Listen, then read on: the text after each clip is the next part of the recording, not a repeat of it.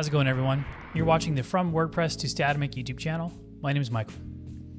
Today I want to introduce a new topic that'll probably be a multi-part series, which is working with images. If you recall from our previous videos, we were working with a custom post type called person, and we're just adding some basic content in there. But today I want to add images. So first we'll take a quick look at WordPress, and then we'll take a quick look at Statamic and see how they're different. Now, before I get in too deep, we're only going to touch on the surface of working with images today. So keep that in mind as we go forward. There's a lot more to cover, and we'll do that later.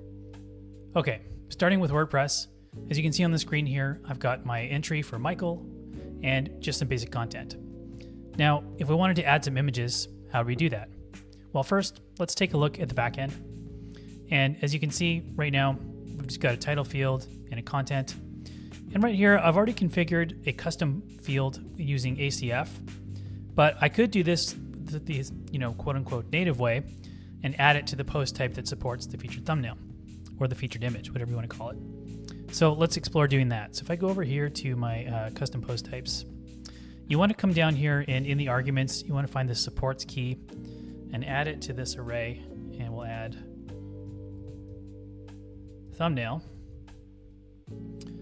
And I'll give it a refresh.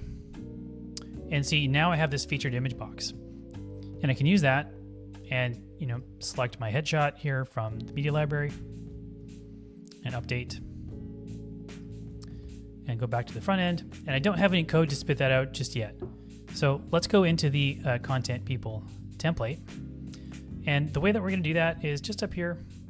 Just going to add a div and give it a maybe a width just to contain everything. So let's say 86. And then using PHP, because this is the featured image of this post type, I can use this function called the post thumbnail. As you can see with the hints there, there's some different parameters that you can put in. We're not going to really go over those today. And give it a refresh. And there's my image. Maybe let's put it below the title so it looks a little nicer. How about that? There we go. And now, as I mentioned, we're not going to get into the specifics of the function, but you can pass in different sizes, which you'd have to register beforehand. Other than that, that's really all you need to do for this. Now, let's go back here and let's just remove this. And you only get one of these for your post type. So what if you had a series of images or you wanted something special? Well, I've configured a custom post type to add an image to this post. So I'll just select that there. And we'll use that instead. And we get a refresh. And this time I need to get rid of this. Okay, now in order to get this image, I need to use the get field function from ACF to reference my custom field. So I'll say PHP, my image is get field. And I just need to put in the slug of the field, which is just head shot. And just to see what we get, let's stay in PHP here. Just dump some data. Image. Okay, so I get this big long array of information, and I've got the title, and I've got some other metadata here, and this array of sizes. This all gets generated when you upload the image the first time. But we've also got just the plain old URL. This is the actual image that I uploaded without any sort of modification that you get down here. So why don't we just start with this for now? We'll use the URL to output our image. So just remove this. Just clean this up a little bit. I'll just do a plain old image tag. Source equals. I'll do the image URL.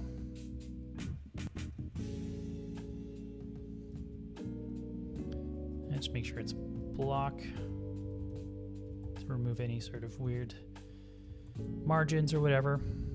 There we go. So I have access to the URL here, but I have to inspect what's in there. And that's basically it for using advanced custom fields for images.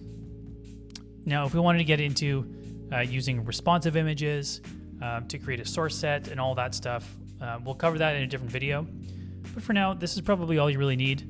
And again, if you want to look at the post thumbnail, this function to see what are the different options for sizes and the different things that you can pass in, I encourage you to explore that.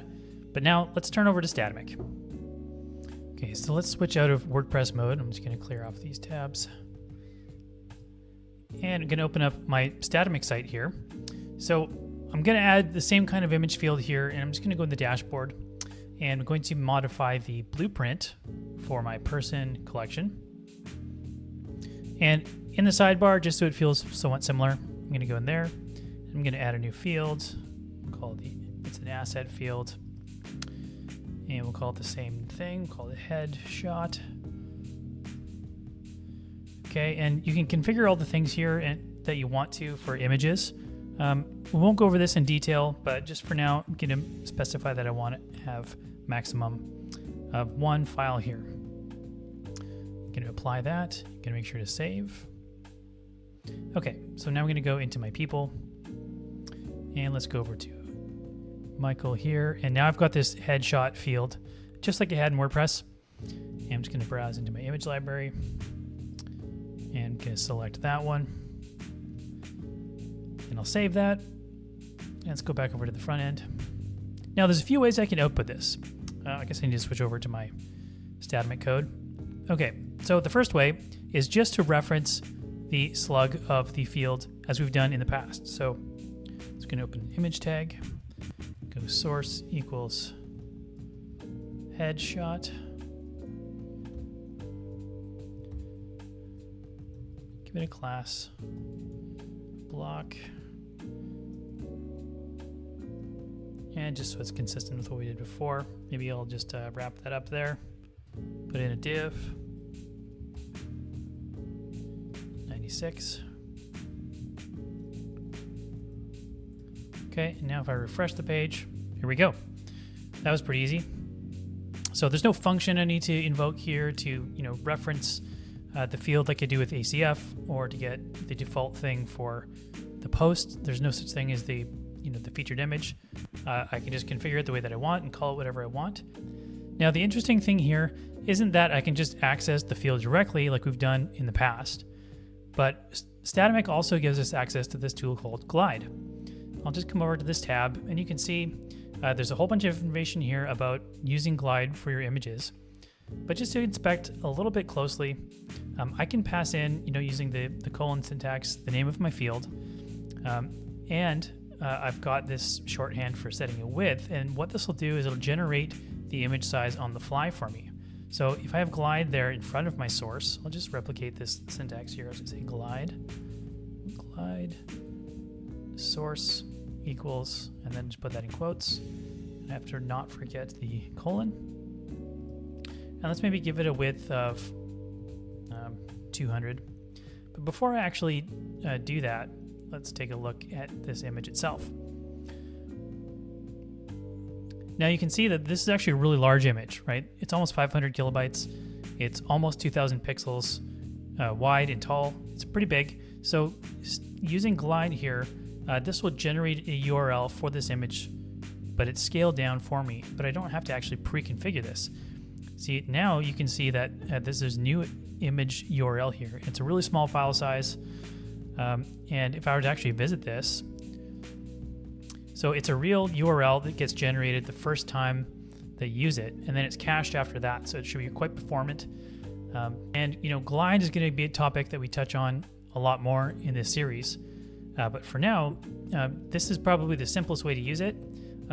You can combine this with tag pairs so that you can actually, put your image tag inside of a Glide tag pair, and then you can actually access other information about your image. For example, if we come down here, here's this tag pair of Glide. And there's my URL and some other information there, and I can have the alt attribute for my image in there. So it's quite dynamic. There's a lot to read up on in the documentation here. I'll put the link in the description. So I encourage you, please take the time to do this. There's going to be a lot of treasures here. Just what I've showed you right now is the very most simple example, and I promise we'll do more expanded ones in subsequent videos. If you want to learn more about Statamic and find out when I'm going to publish these videos or publish articles on my website, check out the link in the description to sign up for my email newsletter. I encourage you to do that so you don't miss anything. And don't forget to like and subscribe to this video. As always, catch you next time.